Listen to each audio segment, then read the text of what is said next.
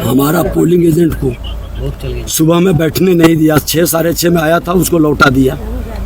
उसके बाद गांव में घर उसके टोला में अति पिछड़ा और दलित के टोला में भी धमकी उनकी दिया। वो डरा और सहमा हुआ है, बोल भी नहीं पा रहा है। एसपी को हमने कहा, एसपी आए तो पोलिंग एजेंट एक आया बुजुर्ग आदमी, उसको भी डराया है। हमने अभी आया मिलने के लिए, जब बात की कहा कि सबको डरा धमका दिया, हमको भी लौटा दिया था। जब हम गांव जाने लगे तो मेरा गाड़ी को घेर के पत्थर ढेला, चप्पल सब फेंका है, पूरा हमला किए थी में। और बाले बच्चे औरतें मर्द, इस तरह का गुंडा राज जो जंगल राज में दिखाई पड़ता है, वो व्यवस्था पूरी तरह से स्पष्ट दिखाई पड़ रही है। और लखीसराय में इस तरह की मानसिकता कतई स्वीकार नहीं है। ऐसे राजद के गुंडों को प्रशासन कार्रवाई करे। सर, प्रशासनिक विफलता इसे मानते हैं क्योंकि प्रशासन पूरी तरह से इस मामले को निश्चित तौर पर कल भी हमारा विभीषण केवट पर हमला हुआ। हमने थाना को कहा और एसपी को कहा, कोई अरेस्टिंग नहीं हुआ।